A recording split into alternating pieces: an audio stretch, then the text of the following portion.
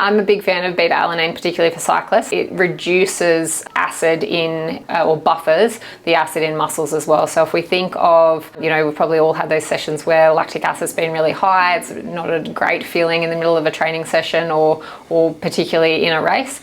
So it buffers and reduces the amount of acid in the muscles. So basically it increases muscle carnosine, which is what reduces the acid level in the muscle, and so that lactic acid builds up at those really short, like repetitive high intensity efforts. So by taking beta alanine, increases the muscle carnosine levels, which reduce the acid level in the muscle. Are there any other benefits to taking this, or is it just like there's a lactic buffer? Yeah, it's a lactic buffer. So what it really does over time is, and this is why I prefer beta alanine over something like bicarb. Bicarb's still a really good supplement, but it's more sort of race specific, whereas beta alanine is more training specific that can then have an impact on racing as well. But it's something that you take on a daily basis over a long period of time, whereas bicarb is more specific, works in a very similar way of reducing lactic acid or reduces acid from the muscles, but it's an acute supplement, whereas beta alanine is more of a longer term sort of chronic impact, and so it's just supporting reducing the lactic acid muscles so that you can lactic acid in the muscle, so that you can train those sessions without as much lactic acid, and that repetitive sort of type training sessions, you're going to get more and more out of those when there's less lactic acid in the muscles. So what is the recommended dosage for beta alanine? The beta alanine, this is where people struggle, and I think that's why it's not taken as often as something like bicarb, is it's a long-term or sort of a longer dosing protocol. So there's a loading protocol that comes with it, and this is again to support saturating the muscles. So general protocol for that would be you're taking 6.4 grams of beta alanine over anywhere from sort of a 4 to 6 week period. And what most people know about beta alanine is it gives you those tingles all over your body that are quite uncomfortable. So you don't take 6.4 grams in a single dose. You split that out over roughly sort of 4 doses over the day. So 1.6 grams of beta alanine 4 times of the day. That's for 4 to 6 weeks until muscles are fully saturated, and then we're reducing that to about the 1.2 to 1.6 gram dose per day, which is only a really, really small amount because it comes in a powder form. So if you think, it's probably about a quarter of a teaspoon, but most products will come with a dose,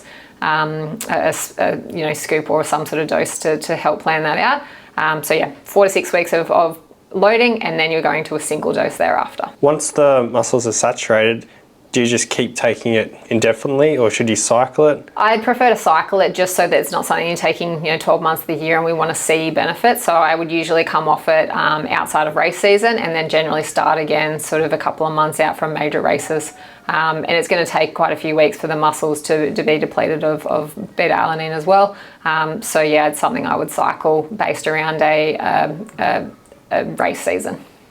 So yeah, with the cycling season, some, especially Australian cycling, you could be racing properly for 9 months, so that'd be fine just to preload and take it through the whole season. Yeah, and you could take it at times if you only wanted to take it for a few months of the year, that would be fine, but keep in mind you've still got to allow yourself that sort of 4 to 6 week loading phase. But again, it's more something that I'd be taking around a specific to training, not necessarily specific to a single race, definitely over a race season. But I would be taking it if a race season started mid-year, then I'd be taking at least 3 months out from that to support the training in the lead up for that. This is more of a training supplement than a racing More of supplement. a training supplement, and then we can look at bicarb as a race specific, but the benefit of beta alanine is it has less impact on gastrointestinal symptoms as well. So bicarb is well renowned for upsetting your gut. You've got to take a large dose in the lead up to an event and the day of an event. And that's always a little bit of a risk, so that's why I prefer taking beta alanine as well. Generally is going to support a training program, but much less risk of upsetting the stomach as well. So what should the cyclist look for in a high quality beta alanine supplement? Because are there different types, or? There's only one type of beta alanine, but keep in mind that it's often added to a lot of other supplements, so things like a pre-workout or some sort of post-workout. I try and always get one that's just 100% pure beta alanine, not mixed with any other supplements, because generally the dosing is out particularly if it was a pre-workout, they may have, you know, a small amount of creatine that's not necessarily going to be beneficial, or a very high dose of caffeine that's not going to be great on a regular basis. So ideally 100% beta alanine, and always trying to, you know, consume something that's a safe and an effective batch tested product. So we, you know, in Australia, we have companies that fall under Sport Integrity Australia that test supplements. So that's things like Informed Sport and HASTA. And around the world, there's many different companies that are very similar that follow suit under World Anti-Doping Agency as well.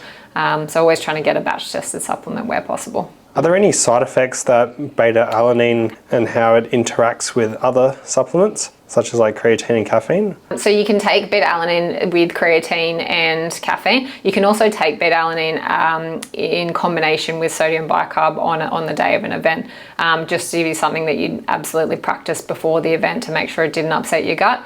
But it can be taken alongside caffeine, creatine, and then bicarb if needed. So there's no real downfall of taking this one? No real downfall. It's just the tingling feeling that most people, you know, report as not very enjoyable. Some people love that feeling because they feel like something's kicking in and working. But generally, we're trying to split that dose out in the loading phase to reduce that feeling, because it often feels like a little bit of like itchy skin, which is quite uncomfortable for a lot of people, particularly if they're taking it later in the day when they're trying to go to sleep. This is a supplement that you'd advise a lot of cyclists to take, even recreational cyclists? Yeah, I use beta alanine with a lot of cyclists. Again, in combination with a really good quality diet. It's still a supplement at the end of the day, still the icing on top of the cake. So it's, you know, once we've got a diet and their food plan and training nutrition down pat, it's then introduce this as a bit of the icing on top and see what else we can get out of their performance.